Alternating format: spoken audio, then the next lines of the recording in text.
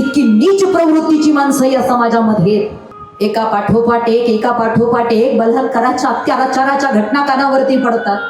त्याच्याबद्दल ऍक्शन मात्र काहीच घेतली जात नाही. किती दिवस मेणबत्त्या जाळायच्या, किती दिवस आंदोलनं करायची, किती दिवस तो अत्याचार सहन करायचा.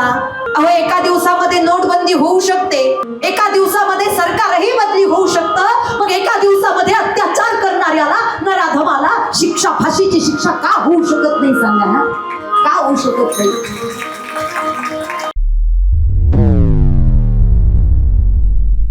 अनेक वेळा काळाला कोणी थांबवू शकत नाही.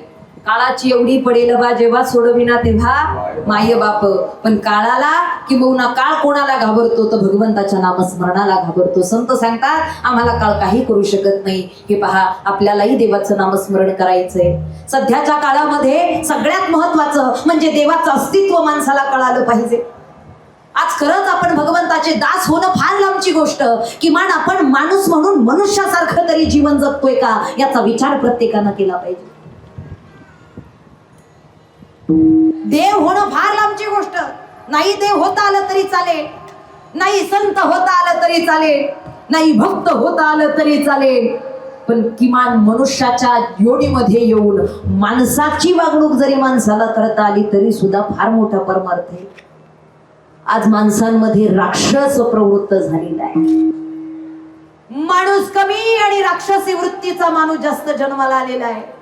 आणि खऱ्या अर्थानं ही राक्षसी वृत्ती समाजाला इतकी घातक ठरतीये. आपण अनेक वेळा विचार करतो सध्याच्या काळात देवाचं अस्तित्व माणसाला कळालं नाही कळालं देवाचं अस्तित्व म्हणून समाजामध्ये स्त्री भ्रूण हत्येसारखं पाप आहे. नाही कळालं देवाचं अस्तित्व म्हणून समाजामध्ये स्त्री बलात्कारासारखं पाप आहे. नाही कळालं देवाचं अस्तित्व. आज कुठे चाललाय माणूस, कोणत्या विचारानं जगतोय आपण? खरं तर ही फार पवित्र गादी आहे. पण माफी मागून एक शब्द बोलेल, इतकी नीच प्रवृत्तीची माणसं या समाजामध्ये विचार करायला लावणारा विषय आणि खरंच विचारही करू शकत नाही असा विषय त्या ठिकाणी समाजामध्ये घडतोय. एका पाठोपाठ एक बलात्काराच्या अत्याचाराच्या घटना कानावरती पडतात. आपण रोज ऐकतोय, कानाने ऐकतोय, डोळ्यानं पाहतोय, पण त्याच्याबद्दल ऍक्शन मात्र काहीच घेतली जात नाहीये. अहो, एका दिवसामध्ये नोटबंदी होऊ शकते, एका दिवसामध्ये लॉकडाऊन होऊ शकतं,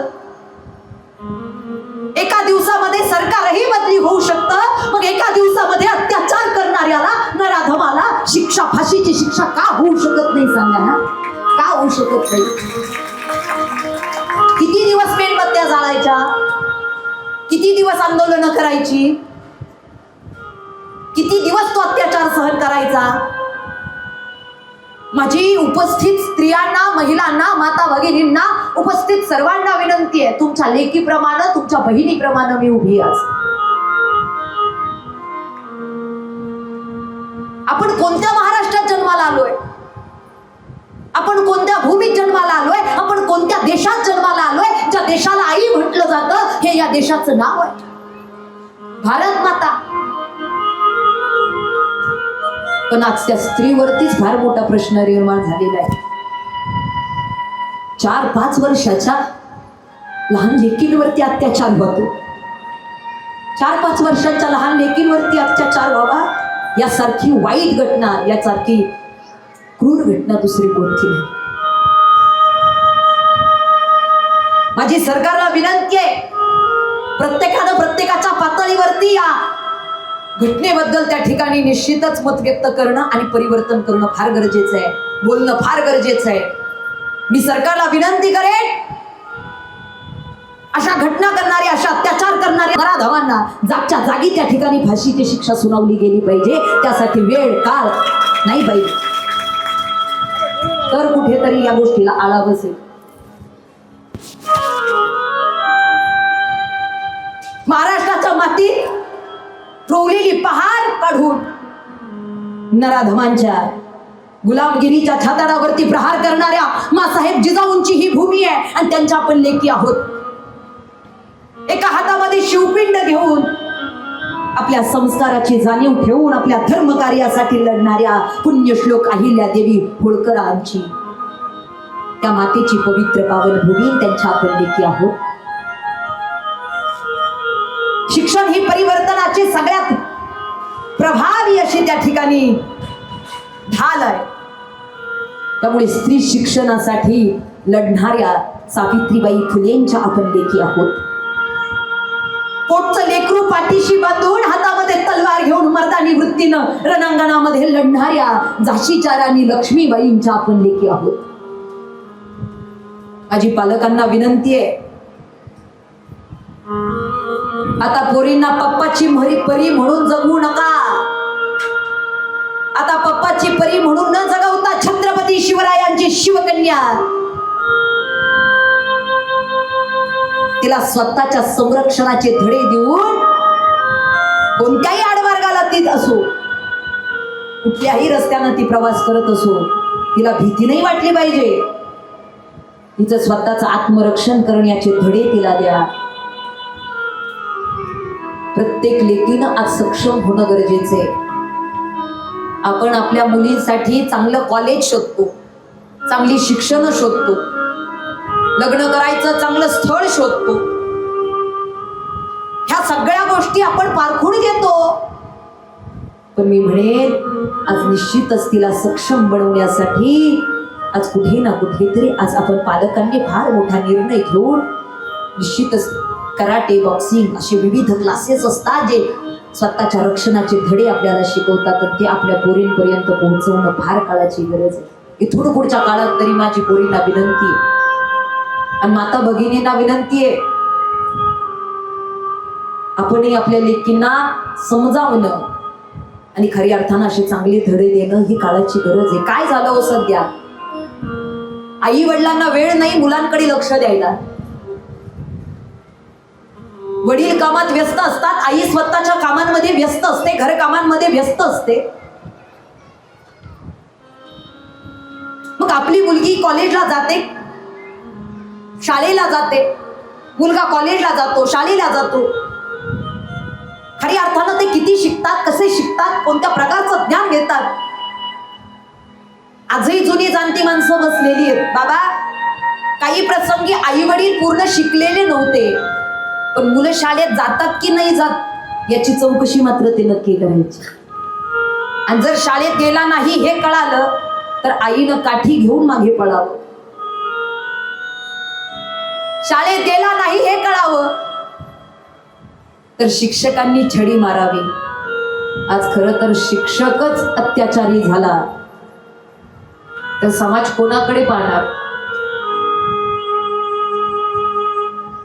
त्यामुळे विनंती आहे माझी, मी म्हणत नाही प्रत्येक जण मनुष्य तसा आहे, पण काही प्रसंगी ती तशा प्रवृत्तीची माणसं आहेत, ती घाण मात्र आपल्याला काढायची. जसा घरातला कचरा काढतो, गावातला कचरा काढतो, मंदिराची साफसफाई करतो, तसं माणसानं या समाजाची सुद्धा आता साफसफाई करणं गरजेचं आहे.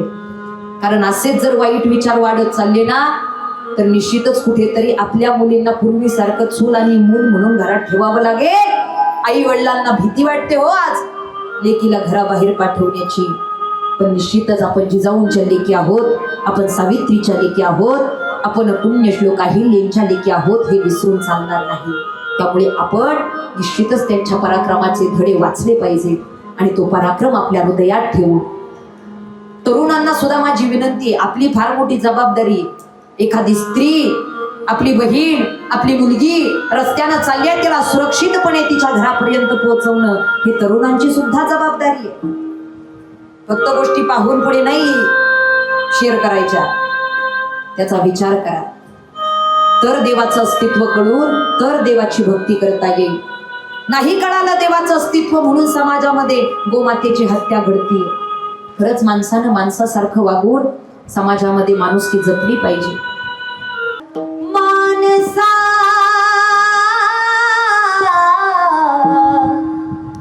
आता तरी माणसात ये, माणसा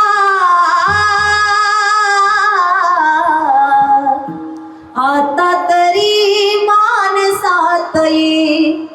कलियुगाचं वार लागल ह्याचारीनं जीवन जगलं आता तरी तू सावध हो रे माणसाला सावध होण्याची गरज आहे मानसा आता तरी माणसात ये खरी अर्थानं माणसानं माणसासोबत माणसासारखं वागणं हा आपला खरा धर्म आहे आणि माणसानं आपल्या धर्माला टिकवलं पाहिजे मानसा